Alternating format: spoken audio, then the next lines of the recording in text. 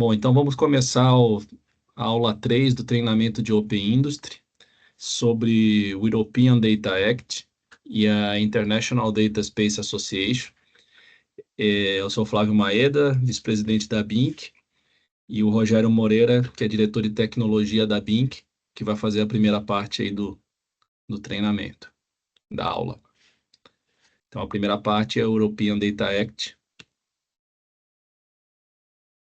Rogério, então, pode seguir. Boa noite. Obrigado, Maeda.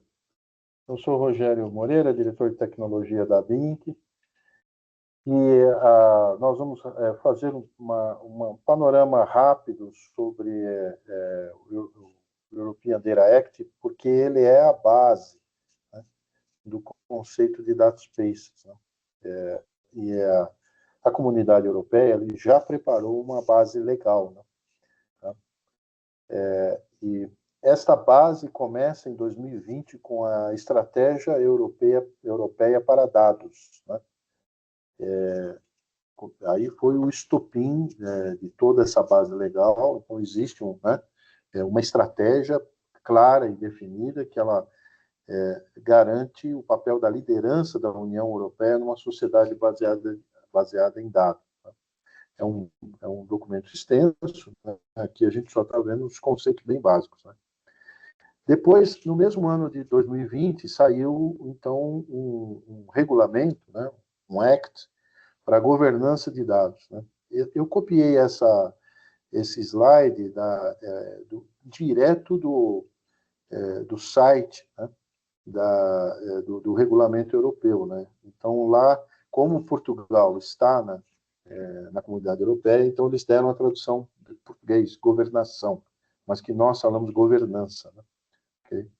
E aí o objetivo da governança de dados é o compartilhamento de dados entre diversos setores e os Estados-membros. Então tem uma garantia legal para isso, né? E em 2022, então, ocorre o European Data Act, o regulamento de dados, né? que clarifica quem pode criar o valor de dados, né? O conceito de soberania de dados, né? E a preocupação forte deles em 2022 era com o IoT, a geração de dados de IoT. Então, o European Data Act cita explicitamente o IoT, né? E também faz parte dessa estratégia espaços de dados, né? Data spaces europeus, né? Em determinados setores, na indústria, na área da mobilidade, área de ecologia, energia e saúde. Então, existe esse movimento na Europa, a comunidade europeia está patrocinando vários espaços de dados, a gente vê bastante, por exemplo, no Gaia-X. Né? Então, hoje, basicamente, nós vamos falar apenas sobre o regulamento de dados. Tá? Você pode seguir aí, Maeda. Vê se você consegue passar os slides. Eu coloquei você com controle. Consigo. Beleza, obrigado. Bom, então hoje nós vamos falar sobre o European Data Act, basicamente, né? Então, basicamente, o contexto objetivo desse regulamento, que ele está em vigor desde 2024. Foi elaborado lá em 2022, mas em janeiro de 2024 ele entrou em vigor. Ele é um marco regulatório da estratégia de dados, né, da União Europeia, e o objetivo é criar um mercado único de dados justo, inovador e competitivo. E o objetivo principal é liberar o potencial dos dados não pessoais, B2B, tá? Industriais, IoT, e posteriormente entrou a IA, né, nessa argumentação.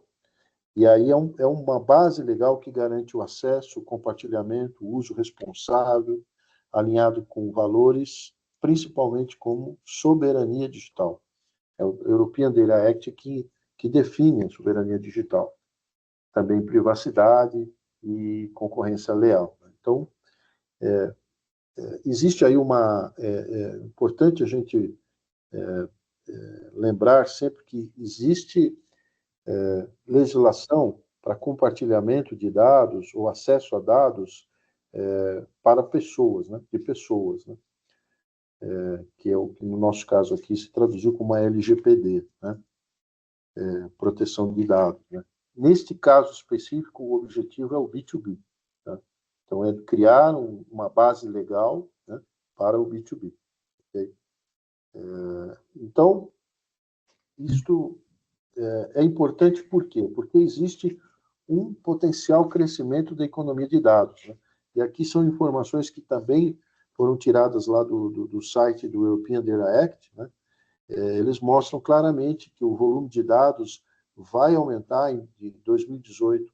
Nós mostramos esses dados também aqui, quando a gente fala na BINC, né, de 33 zettabytes em 2018 para 175 zettabytes, né? Então, é um volume de dados enorme. Então, a tendência, né, em função do avanço, né, das plataformas digitais, do avanço da transformação digital. Né? A transformação digital é um movimento muito forte, então o volume de dados vai aumentar. E isso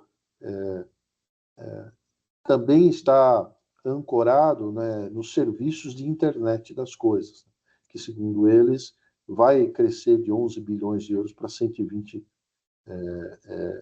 O valor dos serviços de internet das coisas até 2030 vai de 5 para 11 bilhões, né,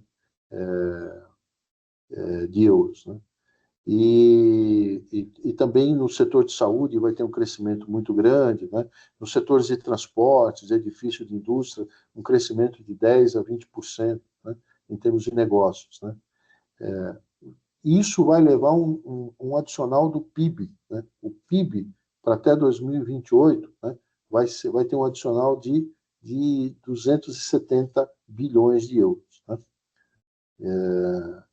Então, mostra que realmente existe um potencial muito grande e que precisa ser explorado e organizado, né?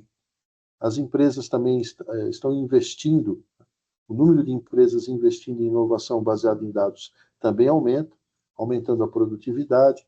Então, existe um cenário extremamente positivo para a economia de dados, né?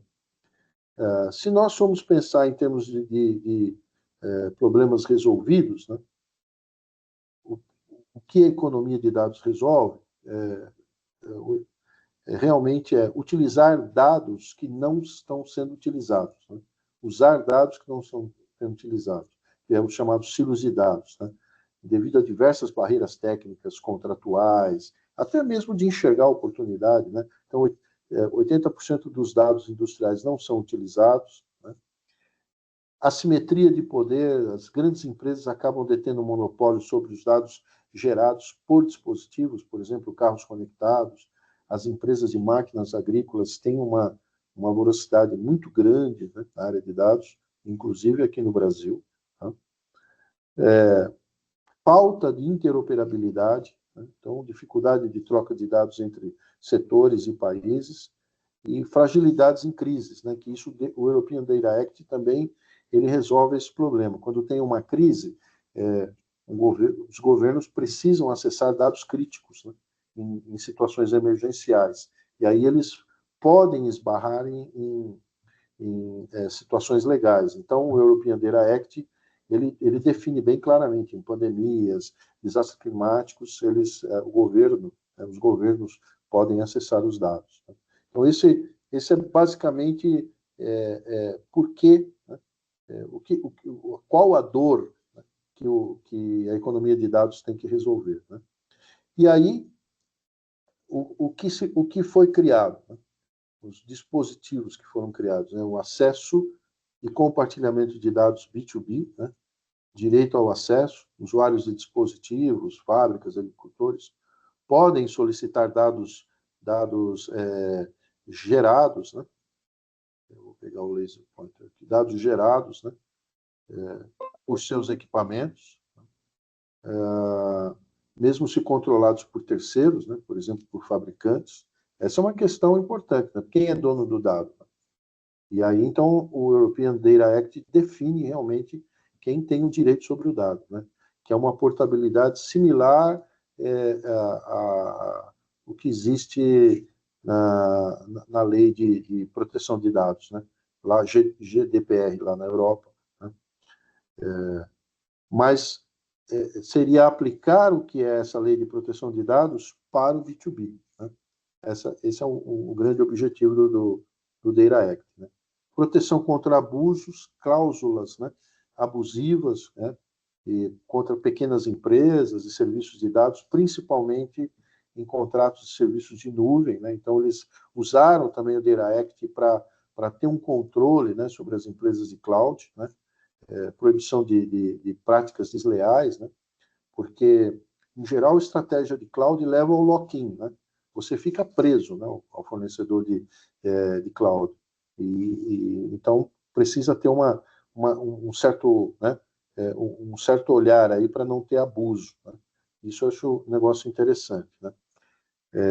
É uma discussão que está começando agora no Brasil também. Né? Interoperabilidades e padrões, né? Então, normas técnicas, né? Para formatos de dados, para APIs, né? Para não ter lock-in, né? Para não ter, então, ficar sem saída, né? Ficar sinucado, né? E também dados para públicos, né? Para uma motivação de uso público, né? Que nós já comentamos, requisitar dados privados em emergência, numa crise energética, uma crise de saúde, né? Então, esses são, aqui basicamente a gente vê um resumo, né, do que tem no European Data Act. Tá? E cria o mercado de serviços de dados. Né? Então, aqui é o grande lance, ele cria, então, um espaço de dados, né? Espaço de dados setoriais, né? Ele cria a base legal, né? Para os espaços de dados, né? Em setores, né? Específicos, né? Objetivando facilitar o compartilhamento de seguros. Né? Em termos de impactos, o que se espera, né? Então, já foi comentado um pouco lá naquela figura, mas aqui repetindo, né? Para enfatizar, se espera que vai ter 270 bilhões de adicional no PIB até 2028, conforme nós já vimos, né? Naquela figura inicial. Né? Inovação, aceleração das inteligências artificiais, das cidades inteligentes, da indústria 4.0. Né? Então, é um driver para a inovação. Né? Competitividade, criando como ele faz uma proteção para pequenas empresas. Né? Ele proíbe, né, práticas ilegais ou abusivas. Né? Então, dá um empoderamento para as pequenas e médias empresas e startups contra essas grandes empresas de tecnologia. Né? E também um objetivo é melhorar para a sociedade, melhor serviço público, de transporte, energia, em função dos dados que são compartilhados. Né? Isso são pontos importantes para a gente poder trabalhar entre nós, né, dentro do Open Industry, né, quais são os impactos. Né, nós podemos pensar da mesma forma como é que o Open Industry pode causar esses impactos, né, adicional no PIB, inovação, né, porque são pontos amplamente discutidos. Okay? Em termos de benefícios, né, dos regulamentos de dados, né, das empresas que usam, né, os consumidores e as empresas que geram dados a utilizarem produtos e serviços, né, em espaços de dados. Né? Então, o que a União Europeia pensa é que, bom, vai ter uma redução de custos, né, em serviços pós-vendas, em reparação de objetos conectados, né? Por exemplo, eles dão o exemplo aqui de um robô que precisa ter uma avaria. Né? Então, só o fabricante pode acessar os dados. Né? E aqui, na verdade, a ideia é que teve uma avaria, outras pessoas podem consertar esse robô, porque ele vai poder acessar o dado, né? Ou pagando ou por direito, né? Por exemplo, uma empresa comprou um robô, então ela vai ter o direito de coletar as informações e os dados daquele robô. Então, isso gera uma competitividade, por exemplo, em termos de manutenção, né? E isso, esse mesmo conceito pode servir para outras áreas, CLPs, por exemplo, ou outros equipamentos industriais, né? Que tenham, né? Que gerem dados, né? Que tenham informações que gerem dados. Outro ponto que ele fala de benefício são novas oportunidades, né, na utilização de serviços que dependam de acesso a dados, né? E aqui ele cita o exemplo de um agricultor que dispõe de equipamentos de diferentes fabricantes. Então, tem um trator, tem um sistema de ligação automática, né? E ele precisa interligar, né, esses equipamentos, né? Atualmente, ele não pode entregar dados a terceiros, né?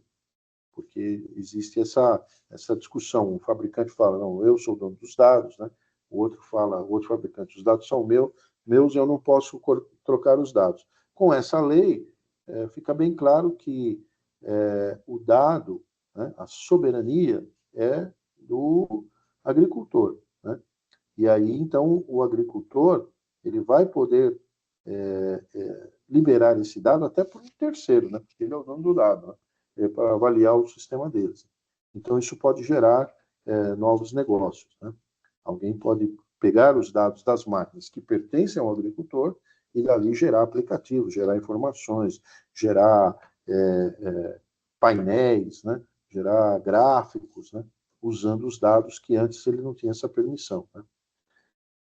Um outro benefício é melhorar o acesso aos dados recolhidos ou produzidos por um dispositivo, né? Então, ele cita aqui um exemplo de um proprietário de um bar que quer servir o café melhor e a empresa de máquinas de café quer melhorar o seu produto, né? Então, aqui também existe uma discussão de, né, quem é o dono do dado, né? É o dono do bar, o dono da máquina, né? Então, aqui cria um ambiente para a troca de dados, né? Então, o European Data Act, né, ele mostra bem claramente quem é o dado, né?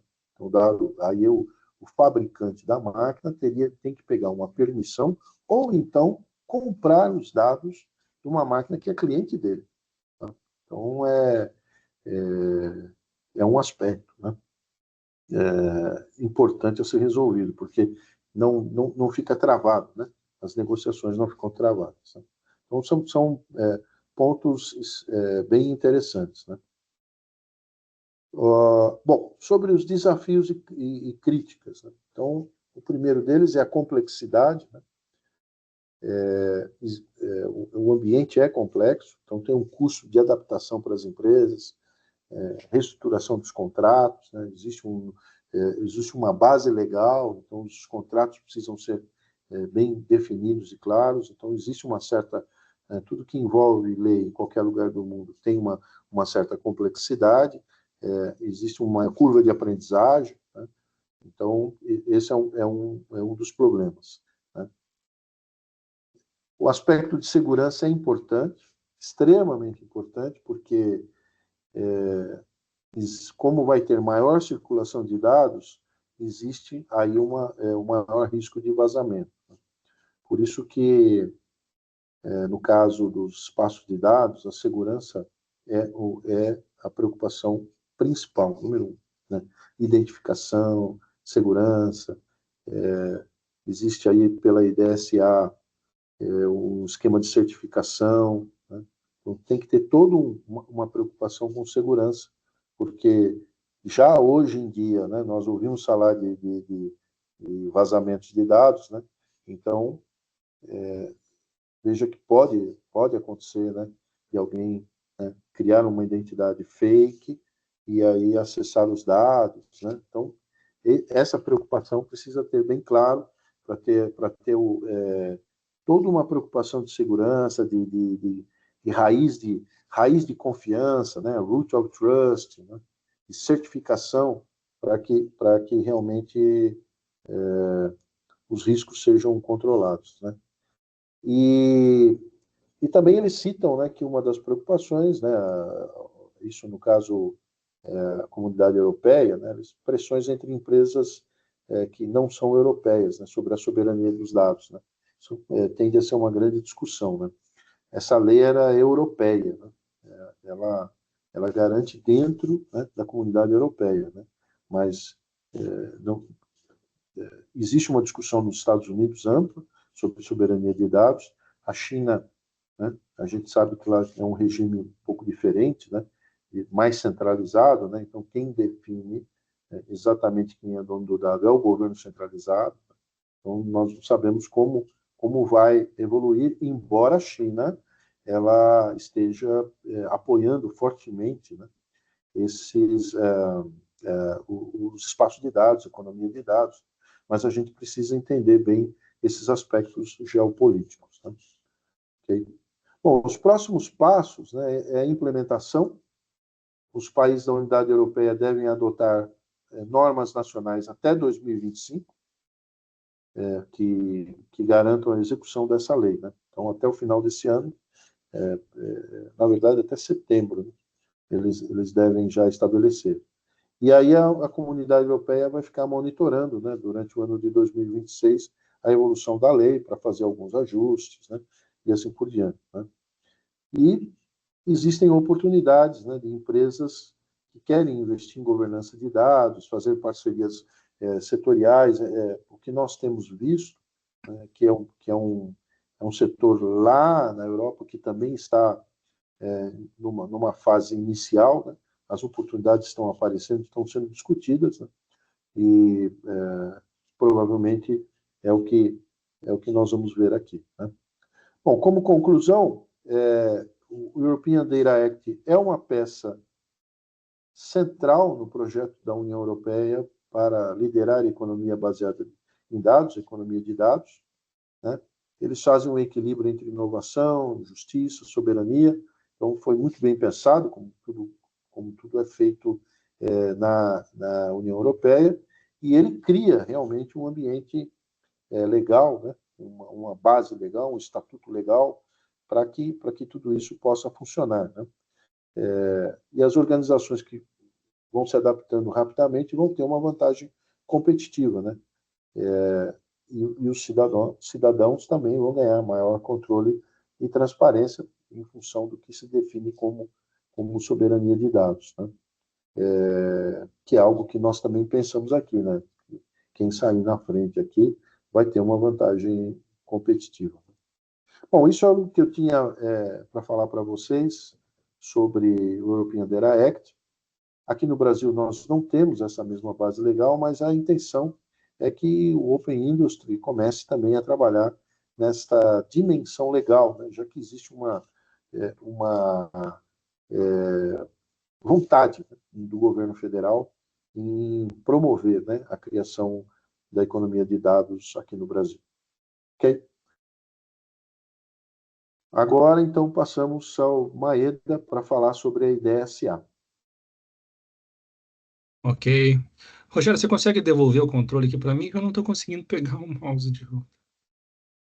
Devolver o controle. Como é que eu devolvo o Vê se controle? tem uma barrinha lá no alto. Stop control. Ah, Devolvi foi. para você. Opa, valeu, obrigado. Tá bom, só lembrando que a gente vai ter um tempo depois aí da aula para fazer perguntas e respostas, né, um debate. Antes de entrar aqui na IDSA, só queria comentar os números que o Rogério mostrou, 270 bilhões, né?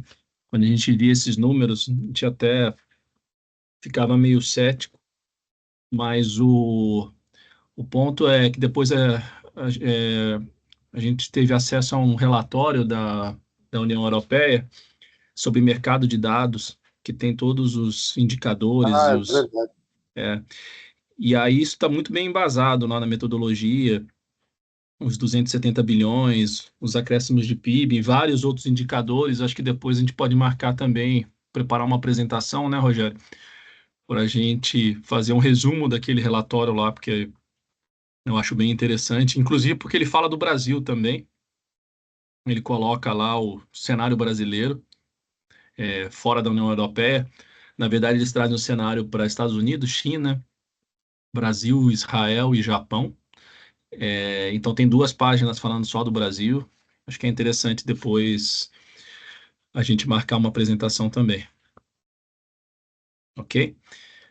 Bom, vamos começar aqui agora na segunda parte da aula sobre o International Data Space Association, que obviamente está muito ligado com o que o Rogério apresentou sobre o European Data Act, que entra em vigor em setembro desse ano, como o Rogério colocou.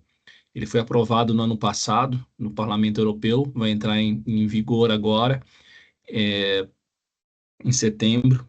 E a International Data Space Association está dentro desse contexto todo do o European Data Governance, o European Data Strategy, desde 2020, como o Rogério colocou lá, que eles estão trabalhando em toda essa base legal e essa estratégia de dados para a Europa. Então, vou mostrar para vocês, então, aqui o que é a IDSA, da International Data Space Association, a entidade aí que regula e define os padrões para data spaces, que a gente viu na segunda aula, a apresentação de data space que o Rogério apresentou. E aqui a gente tem alguns números da IDSA também, sobre também os números aí que o Rogério já apresentou, do crescimento da quantidade de dados e do valor comercial do compartilhamento de dados em áreas-chave.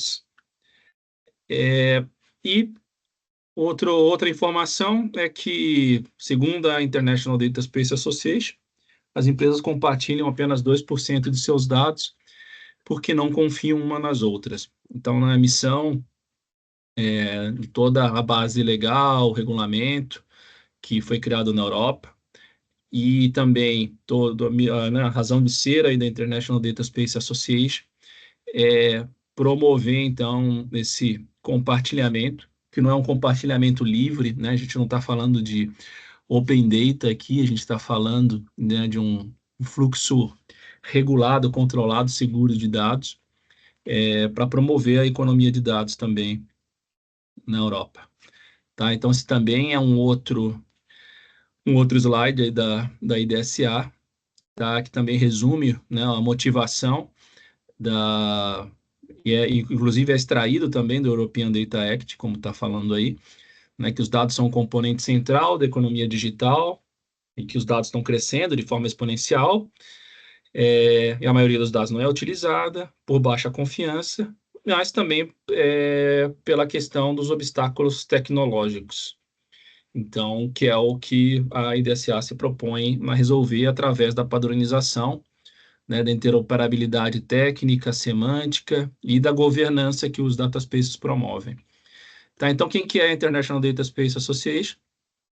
Ela é uma organização neutra, sem fins lucrativos, tá? Então, verdadeiramente global. Ela é sediada na Alemanha, em Düsseldorf, se eu não me engano, porque todo o movimento dos data spaces começou na Alemanha, até inicialmente o I do International não era International Industrial, porque surgiu também no contexto da Fraunhofer, dentro do contexto bem industrial da Alemanha, mas aí isso evoluiu com a evolução de todos os regulamentos para ser, né, ter a ambição de ser um padrão global. Então, eles querem criar um padrão global para compartilhamento confiável de dados, para garantir a soberania, e eles também têm, né, existe um ecossistema envolvido em todas essas questões europeias, né?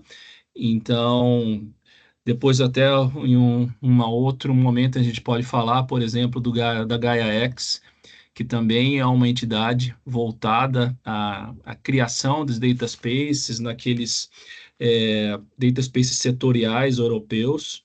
Ela já vai mais para implementação do que para padronização. A iShare, que é uma outra iniciativa europeia, muito ligada para a questão de identidade, gestão de identidades digitais. Também não está falando aí, mas tem o Data Space Support Center, que é também uma outra entidade, né, um organismo ele criado também pela União Europeia, também ligado à União Europeia, para fazer também fomentar o desenvolvimento de data spaces. E, fora isso, também, né, existem data spaces bem sucedidos, né? Então, já foram construídos data spaces, né, com base nesses conceitos que a International Data Space cria e mantém e regula, como o Catena X, do setor automotivo, o Mobility Data Spaces, e um outro que é mais ligado ao setor logística, supply chain, que é o Smart Connected Supplier Network, que é dos Países Baixos, da Holanda. Então, assim, esse é o contexto, né, que a International Data Space está envolvida.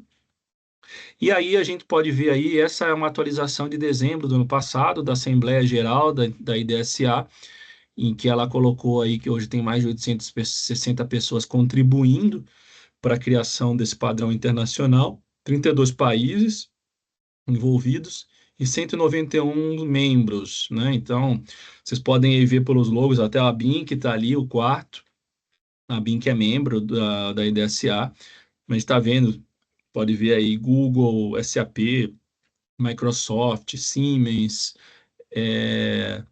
então aí, né, uma quantidade grande de empresas grandes, relevantes, empresas menores, a NTT Data, só para ficar aí em algumas, né? E também não só as empresas de tecnologia, mas as empresas também, que a gente vai ver mais para frente, vocês têm uma modalidade também para as empresas usuárias, né, que não são empresas de tecnologia, que vivem de tecnologia, mas são principalmente as indústrias. Então, a gente também tem empresas usuárias aqui na International Data Space Association, como a Volkswagen, que está aí com o logo. Tá? Outra coisa que a International Data Space Association tem são os hubs, centros de competência e laboratórios, tá? Então, aqui a gente pode ver que tem, né, a maioria são nos países europeus, mas como o Rogério falou também, um dos primeiros hubs fora da Europa foi a China. A China está investindo bastante em data space, principalmente também para controlar essa troca de dados transnacional, né, para ela regular e também ter controle sobre os dados que saem da China, dados, né, comerciais aí, principalmente ligados às trocas comerciais com a Europa. O Japão é um outro player bem importante, então quem está atrás do hub no Japão é a Universidade de Tóquio. Quando eu tive lá em Viena, no Congresso de Data Space no ano passado, inclusive o pessoal de Tóquio também estava lá, fizeram apresentações. Uma pessoa da Universidade de Tóquio também é da NTT Data, então também ligado ao setor privado lá, com projetos já em execução. E aí, então, a gente pode ver nas Américas, o primeiro foi o que a BINC criou, que é o Hub do Brasil, tá? Que está ligado à BINC. Então, foi criado em fevereiro do ano passado, e desde lá a gente está trabalhando aí, então, em várias iniciativas. A ideia dos hubs é ser a BINC, a ideia da BINC no hub é o que eles chamam de ser facilitador do hub. É a entidade, normalmente tem um requisito de ser sem fins lucrativos, que ela, então, é a facilitadora do hub, e o hub no país é formado por empresas que são membros da IDSA. Então, tem esse requisito também. Para uma empresa participar do hub da IDSA no Brasil, que é, então, administrado pela BINC, ela tem que ser uma empresa associada à IDSA. Então, qualquer empresa no Brasil pode ser associada à IDSA, e aí, isso, inclusive, é uma das missões do Hub também, promover, né, o ingresso de associados para a International Data Space Association, que também ela depende da sustentabilidade financeira da associação também, ter membros, né, e que participem e também colaborem nos projetos, né, que, como eu mostrei lá, tinha mais de 860 pessoas, todas essas são pessoas ligadas aos membros da IDSA.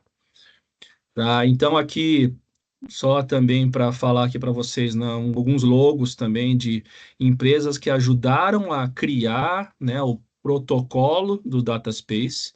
Então, a gente tem de novo aí vendo o SAP, Microsoft, Huawei da China, T-Systems, na Alemanha, a Bosch, que também está no Brasil, né, as duas, BMW, a ZF, a Engineering, Fraunhofer, como eu falei. Então, são empresas que ajudaram a criar. E aí tem, do outro lado, também empresas que estão atualmente usando data spaces, tá? Já na prática, né? Então, a própria ZF, a T-Systems, a própria SAP, a NTT Data também. Então, são, né, empresas aí que estão utilizando os data spaces. A VTT, que é né, uma empresa na Finlândia, então é bem variado, tá? Outro conceito recente na IDSA, como eu comentei anteriormente, é que eles agora separam muito bem os tipos de participantes, né, os tipos de membros da IDSA. O IDSA, então, hoje eles têm, a princípio, né, no começo, foram os makers, né, que eles chamam. Então, são empresas que são ali, têm como missão prover serviços e ferramentas para outras empresas, para construir os data spaces, mas também para fazer a governança, né, a autoridade de governança que um data space requer, para operar, por exemplo, o data space em nuvem, né, ou em uma infraestrutura definida, né, cloud providers, ou consultorias, né, que também podem atuar ajudando, orientando as empresas a como criar os data spaces. E aí os data spaces users, né, que são empresas que não têm como fim, a finalidade ser empresas de tecnologia, mas elas querem usar data spaces para melhorar seus negócios, inovar, criar novos modelos de negócio, e vender dados, né, oferecer os dados também que elas possuem para outras empresas, para reuso, né, ou para prover serviços para essas empresas também. Então, é esse ecossistema, né, de users e makers. E aí, então, em dezembro do ano passado, eles anunciaram esse novo modelo que a IDSA criou, porque normalmente os membros eram só os makers, e agora eles criaram um modelo também que a gente quer replicar também no Open Industry, que é trazer também empresas que sejam usuárias, né, do Data Spaces. Os users aí tem os benefícios que uma empresa pagando para ser membro da IDSA, nessa modalidade de users, eles têm acesso. Tá, então aqui também só um pouco mais, né, dessa experiência do usuário dentro da IDSA como membro de Data Space Use. Isso é importante para ficar na cabeça de vocês, né, que então hoje virtualmente a gente pode convidar para participar da IDSA e do próprio Open Industry, digamos, né, teoricamente qualquer tipo de empresa, que qualquer tipo de empresa como o data space ele é muito abrangente, tem muitos domínios aí que podem, quase todas as áreas de negócio podem se beneficiar né, dos espaços de dados. Então, virtualmente, hoje, todas as empresas podem ser potencialmente membros e participarem tanto da IDSA, do Hub da IDSA, quanto do Open Industry também. Tá? Então, tudo isso que eles estão mostrando aí também, a gente planeja criar dentro do Open Industry, como o que aparece aí, né? Comunidades online, fazer um matchmaking, fazer eventos, né? Treinamentos, transferência de conhecimento e tudo mais. Ok? Bom, isso o Rogério já falou na aula 2, né? Mas só dando recapitulando, né? O que a IDSA faz, né? O que ela entrega? Então, ela tem uma arquitetura de referência, que é essa IDSA RAM, que foi bem explicada pelo Rogério, tá? Não vou explicar novamente, mas é toda uma arquitetura que está evoluindo, né, de forma modular, para permitir a criação de espaços de dados seguros, como o Rogério também colocou, a importância da segurança, interoperabilidade e confiável. O protocolo do Data Space, que na verdade é a base, né, de toda a IDSA, é a criação desse protocolo, também visando interoperabilidade, e a questão das políticas que são programadas, as políticas de uso de dados que são programadas nesse protocolo, que fazem parte lá do conector do Data Space, que é certificado pela IDSA também, que é o item 3, né? Então, a IDSA ela certifica as entidades participantes, que também entidades que criam conectores e que fornecem conectores para outras empresas usarem. Outra coisa é esse rulebook, né, que é um tipo, né, um livro, né, de guidelines, de princípios, políticas, diretrizes para como criar e como utilizar data spaces nos mais diversos setores. E outra coisa é um repositório open source, né? Então, tudo que é desenvolvido pela IDSA é disponibilizado para a comunidade, de forma aberta, não necessariamente só para os membros, é, aí no repositório open source, tá? E esse também foi um slide apresentado na Assembleia de dezembro, que mostra um pouco aí né, da evolução da IDSA, como todas essas coisas que a gente falou aqui se ligam, né? Os membros, né? Os makers e os users, os makers que fazem, desenvolvem, né? Tem como core business ali ajudar na criação dos data spaces, e os users que vão se beneficiar desses data spaces, companhias, organizações, públicos, privadas, né? Indivíduos. Aí os assets, né, que a International Data Space Association chama de assets, né, core assets, que foi o que eu falei no slide anterior. E aí toda na fronteira toda tem a questão toda também, que já foi falada na aula 2 da questão da padronização global, né? Todo o processo de criação de uma norma ISO e IEC que está em andamento, para ser realmente um padrão global, né? A observação do mercado, eu vou falar daqui a pouco do radar, do Data Space, a internacionalização, também já falei através dos hubs, a questão da adoção, e outra coisa também que está para ser iniciada, né, que está dizendo aqui, é todo um aconselhamento para países criarem as suas políticas também, né, os seus próprios regulamentos. Um aconselhamento aí, que é uma área que vai ser criada para só discutir, provavelmente vai ser um working group, só para discutir a questão de aconselhamento de políticas públicas, tá?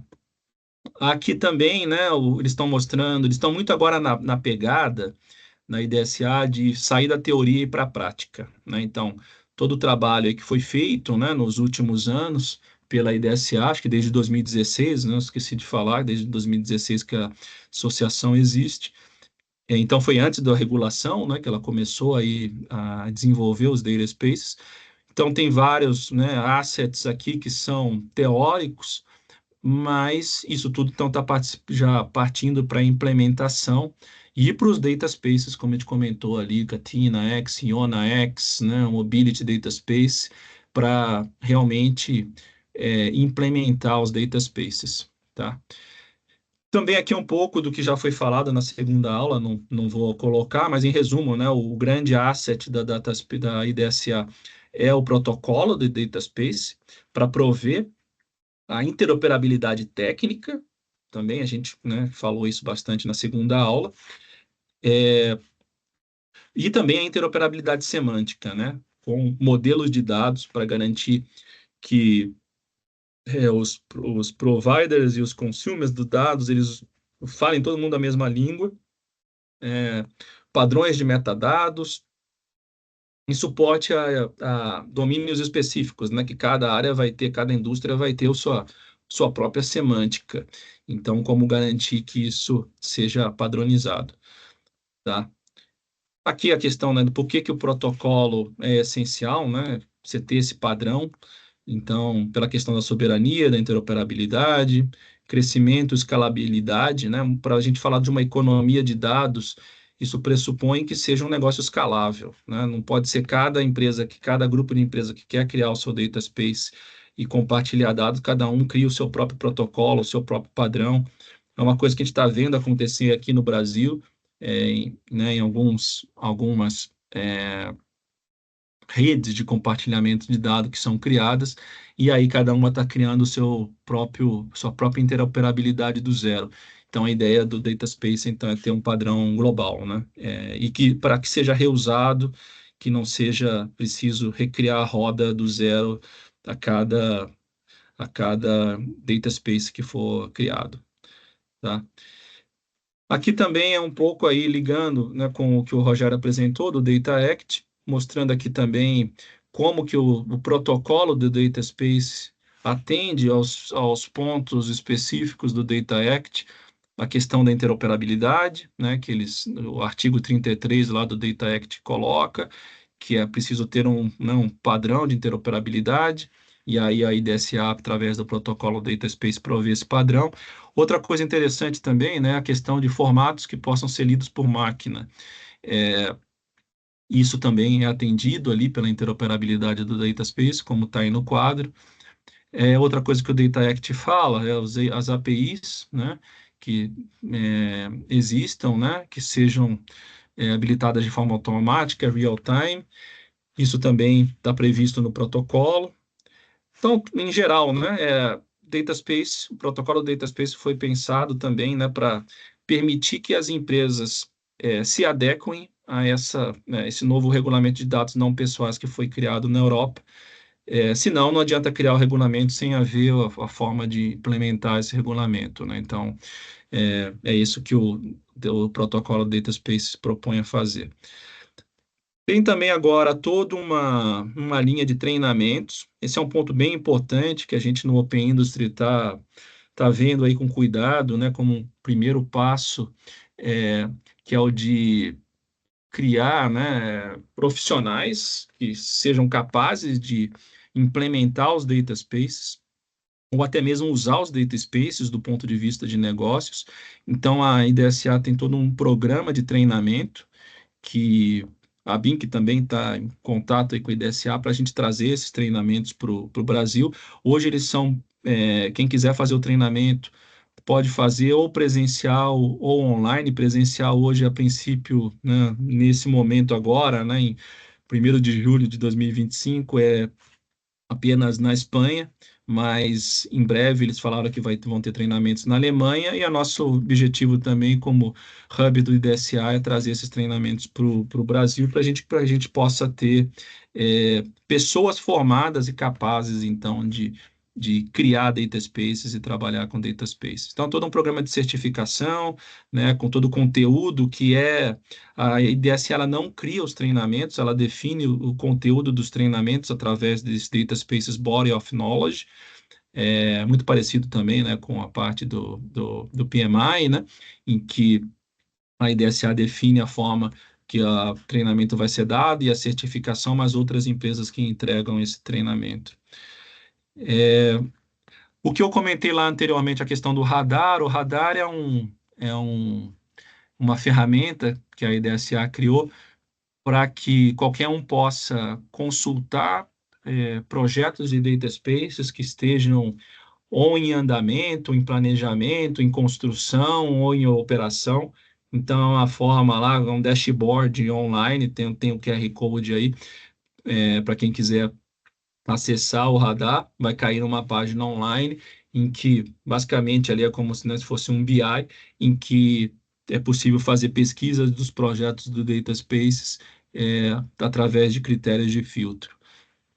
E hoje são mais, então, também atualização aí de dezembro do ano passado, 184 projetos estão mapeados lá dentro do radar, e em diversas áreas, né? Como vocês podem ver aí, automotiva, mobilidade, energia, saúde, agricultura, na parte de transição verde, supply chain, smart cities. Então, são uma variedade grande aí de projetos de data spaces que estão mapeados no radar.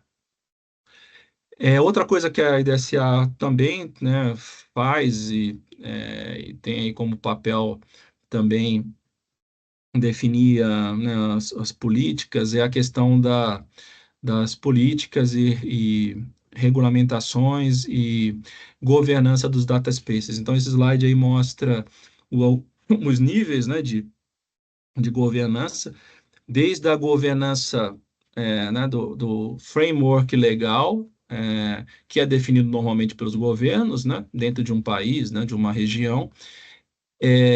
Depois, no nível do data space, né? Então, cada data space define como vão ser as suas políticas próprias, né? E que qualquer participante que queira participar de um data space tem que fazer adesão.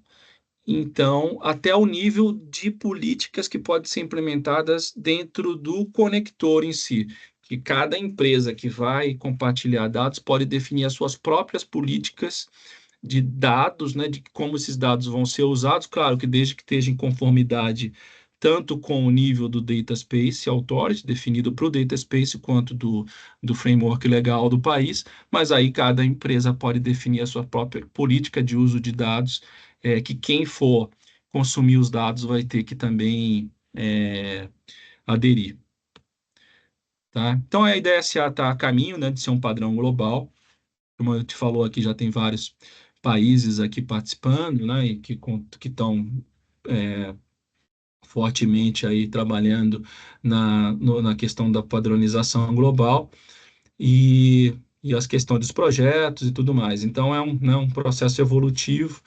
E, de novo, né, tem a questão de ser importante já ter o quanto antes os projetos mesmo em prática, em operação, como o Mobility, Catina, IONA-X. IONA-X é da França. Inclusive, ele foi utilizado na Olimpíada de Paris para controlar toda a logística das delegações, tanto pessoas quanto materiais na Olimpíada de Paris. Foi lá, como se fosse o piloto do Iona X na França. Esse também é um slide da Assembleia do ano passado, tá? Então, eles colocaram muito um panorama aqui, né, dos frameworks e das estratégias a nível global. Então, o Brasil hoje, então, é um dos países que, né, que está bem mapeado ali pela IDSA. E a ideia dela, então, é ser, né, um padrão global, né, adotado aí pelos players globais, né, a nível internacional. Tá, então aqui é um slide que a IDSA fez para apresentar num painel que a gente teve na FutureCon no ano passado, em outubro do ano passado, sobre Data Spaces, Open Industry, e aí foi as oportunidades que, na visão da IDSA, ela vê para a adoção dos Data Spaces no Brasil, os benefícios que eles podem trazer para o Brasil, como inovação, indústria-chave, principalmente o setor industrial. Industrial, de novo, né, não é só fábricas, né, mas agricultura, energia, saúde, aí que é as áreas que o Open Industry aborda. Cidades inteligentes também, né, uma área importante para, né, com um potencial muito grande aí para adoção de data spaces, para promover, por exemplo, mobilidade, sustentabilidade, agricultura, sem dúvida, né, toda a cadeia logística de agricultura, todos os sistemas integrados aí de agricultura, economia verde, a parte de PMS, que o Rogério também colocou, que está previsto lá como né, um dos fundamentos do European Data Act, que para que ele seja inclusivo, né, que a gente esteja falando que Data Spaces possa ser uma coisa que seja de fácil acesso também para PMEs, não esteja restrito somente a grandes empresas, para realmente promover o crescimento da economia digital. E aí isso é alcançado através da padronização, né? Uma vez que é padrão e que você tem um padrão estabelecido, você tem múltiplos fornecedores, né? Então a tendência é que isso seja acessível para todo tipo, todo nível de empresa. E parcerias públicos-privadas, né? Então, colaboração entre o governo, empresas privadas, instituições de pesquisa, criando soluções aí que sejam inovadoras e escaláveis para o Brasil, tá? Então é isso, pessoal. Essa é a conclusão da aula de hoje, do European Data Act e da International Data Space Association.